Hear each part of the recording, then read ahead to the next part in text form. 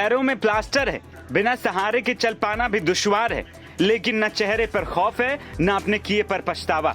ये अपराधी कोई आम नहीं बल्कि कई बड़ी वारदातों को अंजाम देने वाला लॉरेंस बिश्नोई हाशिम बाबा गैंग का शार्प शूटर है, जिसे दिल्ली पुलिस की स्पेशल सेल और मथुरा पुलिस के जॉइंट ऑपरेशन में मुठभेड़ के बाद यूपी के मथुरा से धर दबोचा गया।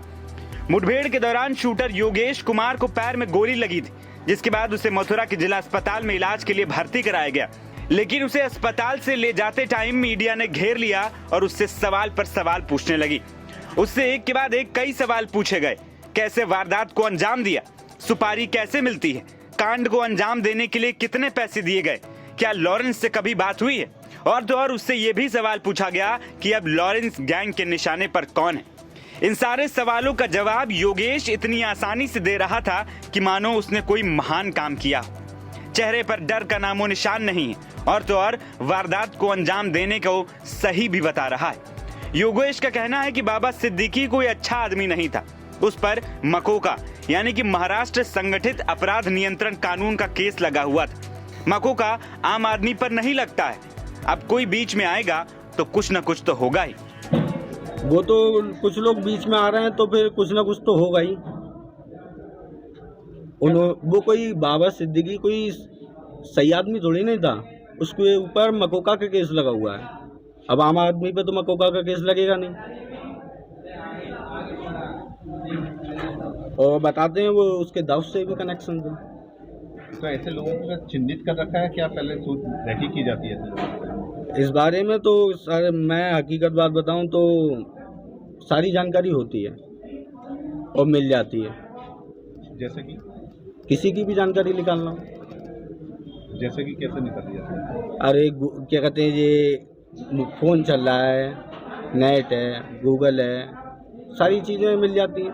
मतलब जिसको निशाना बनाते हो पहले उसके बारे में डिटेल पूरी निकालनी पड़ती है जी। हाँ। क्या पैसे की कोई डिमांड होती है? नहीं, पैसे की कोई बात नहीं। पैसे की डिमांड। तो आगे देखा जाए टारगेट में कौन होगा अगला निशाना? अगला निशाना तो देखो, हम तो जा रहे हैं जेल, अब पता नहीं कौन क्या कर रहा है और कैसा क्या होगा, इस बारे में मुझे जानकारी नहीं है। संपर्क कैसे करते हो? संपर्क कुछ जो दोस्त थे दिल्ली के मेरे, उनके जरिए बात हुई थी, मेरा तो कोई संपर्क था ही नहीं। तो जिस प्रकार से देखा जाए जेल में बंद हो जाते हैं फिर, लेकिन आपस में संपर्क कैसे कर लेते हो? एक दूसरे के जरिए कोई ना कोई आता जाता रहता है।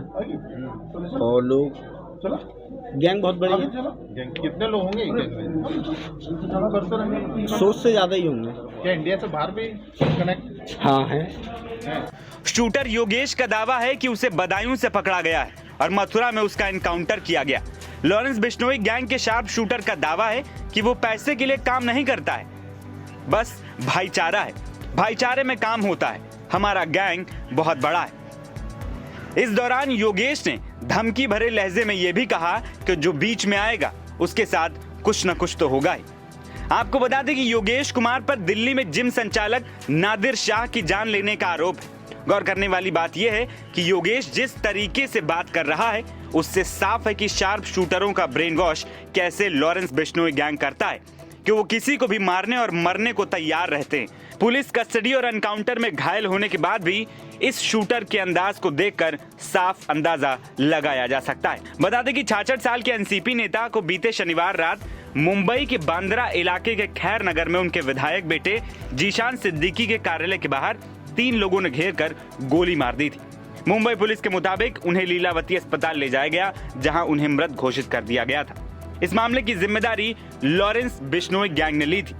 इसी के बाद कई टीमें लॉरेंस गैंग के शूटरों की धरपकड़ करने में जुटी हैं ताकि पूरे मामले का खुलासा किया जा सके।